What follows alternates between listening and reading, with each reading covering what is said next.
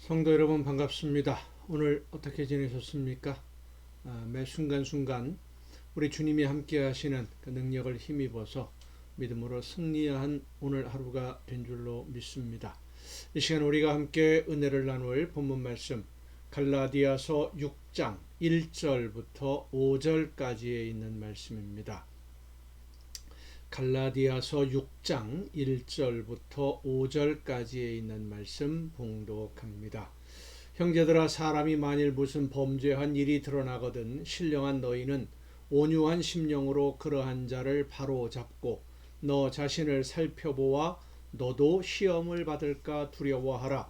너희가 짐을 서로 지라. 그리하여 그리스도의 법을 성취하라.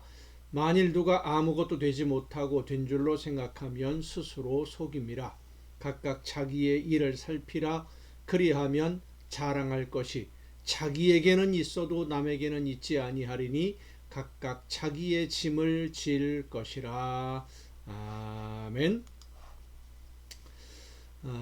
여러분은 혹시 여러분의 이웃이 잘못하는, 명백하게 잘못된 행동을 하는 현장을 보게 되면 어떤 생각을 먼저 할 것 같습니까? 그 잘못된 현장을 보면서 평가하는 사람이 있고요, 분석하는 사람이 있고, 판단하는 사람도 있고, 공감하며 이해하는 사람도 있습니다. 분석한다는 것은 저 사람이 저런 행동을 하는 것은 이러이러한 이유 때문일 것이다 라고 원인을 분석합니다. 판단하거나 평가하는 사람들은 저 사람의 이런 행동들은 이러이런 문제가 있다, 이건 잘못된 것이다, 옳은 것이다, 그런 것이다, 이런 범죄라고 하는 판단을 내리는 거죠. 공감하는 사람들은 그 사람의 입장에서 생각하면서 그 마음을 이해해 보려고 하는 사람들도 있습니다. 여러분이 생각하실 때 이웃을 진심으로 내 몸과 같이 사랑한다면 평가를 할까요? 분석할까요? 공감하려고 노력할까요? 사람은 누구나 다 실수할 수 있고 범죄할 수 있습니다. 고의로 계획적으로 범죄하는 사람도 있지만 하나님이 원하시지 않는다는 것을 알면서도 어쩔 수 없는 상황에서 하나님의 뜻대로 순종하지 못하는 경우들도 사실 있지 않습니까? 그런데 많은 사람들이 다른 사람의 범죄, 잘못하는 행동에 대해서는 분석하기도 하고 평가하기도 하고 판단하는 것을 당연하게 생각을 합니다. 그런데 내가 그런 잘못을 하게 되면 나는 실수했다, 원래 내 마음은 그렇지 않다, 어쩔 수 없는 상황에 그럴 수밖에 없었다, 이렇게 자기를 합리화하는 경향이 상당히 많습니다. 오늘 본문 말씀은 그런 이웃들의 그러니까 죄를 행하는 잘못된 행동을 어떤 마음으로 대해야 하는지를 말씀해 주고 있는데, 이웃의 범죄를 알게 되면 온유한 심령으로 바로잡으라 하는 것이 첫 번째로 우리가 가져야 할 태도라고 하는 겁니다.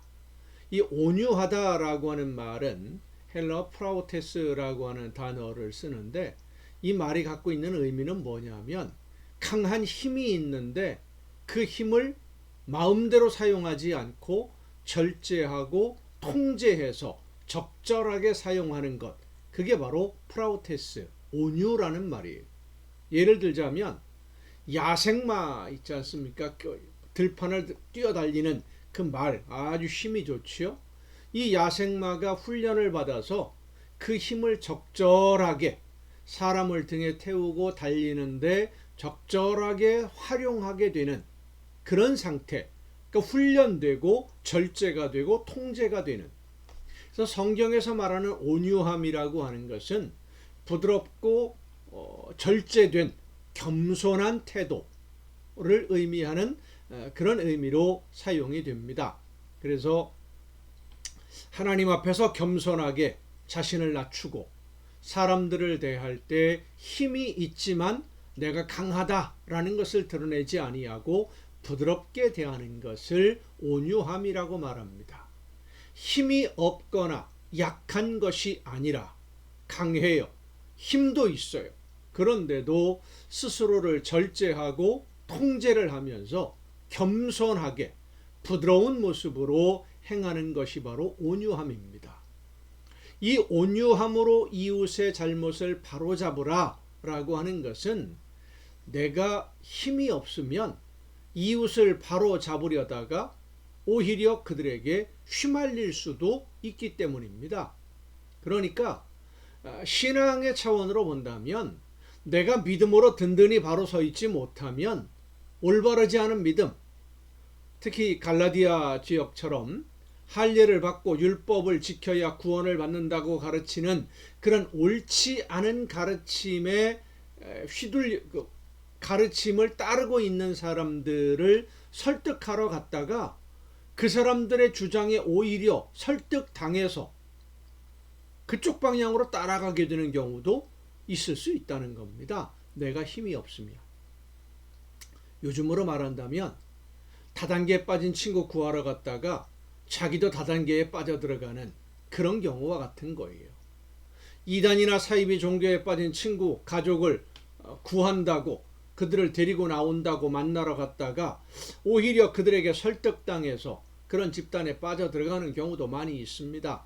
그래서 범죄하는 이웃, 특히 갈라디아 지역의 경우에 보면 할례와 율법을 구원의 조건으로 이야기하는 사람들의 주장을 믿고 따르는 그런 사람들을 대할 때 내가 먼저 하나님의 말씀으로 든든히 무장을 하고 성령의 능력을 힘입고 그들을 대해야 한다라고 하는 말씀이죠. 그렇다고 강압적으로 판단하거나 정죄하지 말고 사랑으로 온유함으로 부드럽게 그렇게 해야만 범죄한 이웃을 구하러 갔다가 이 잘못된 가르침에 빠져 있는 그들을 구하러 갔다가 그들을 구하는 것이 아니라 그들에게 설득당해서 나 역시 시험에 빠지지 않으려면 내가 먼저 하나님의 말씀 위에 든든히 서 있어야 됩니다. 그리고 성령의 역사하심을 따라 순종하면 하나님은 성령의 능력으로 우리의 마음과 생각을 지켜 주실 것입니다. 나도 시험에 빠질까 두려워하는 그 마음으로 몸을 사리지 않아도 된다는 말씀이지요. 하지만 하나님이 나와 함께 해주실 것을 내가 믿는다 그러면서 물불 안 가리고 뛰어드는 것은 만용입니다. 어리석은 행동이지요.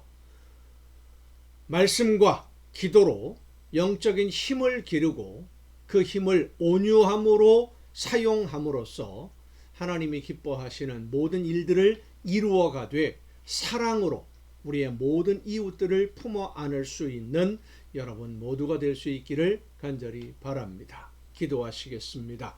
은혜와 사랑으로 오늘도 연약한 저희들의 삶을 이끌어 주시고 인도해 주시는 아버지 하나님, 하나님이 기뻐하시는 뜻 안에서 온유함으로 모든 이웃들과 함께 서로를 사랑하며 섬기는 가운데 아름다운 조화를 이루어서 우리의 삶이 하나님의 나라 천국이 되는 기쁨을 누리게 하여 주시옵소서. 이 모든 말씀을 예수님의 이름으로 기도하옵나이다. 아멘. 여러분 오늘도 수고 많으셨습니다. 내일 또 이 시간 정한 시간에 가정 예배를 통해서 여러분 모두 함께 다 같이 만날 수 있기를 바랍니다. 내일 뵙겠습니다.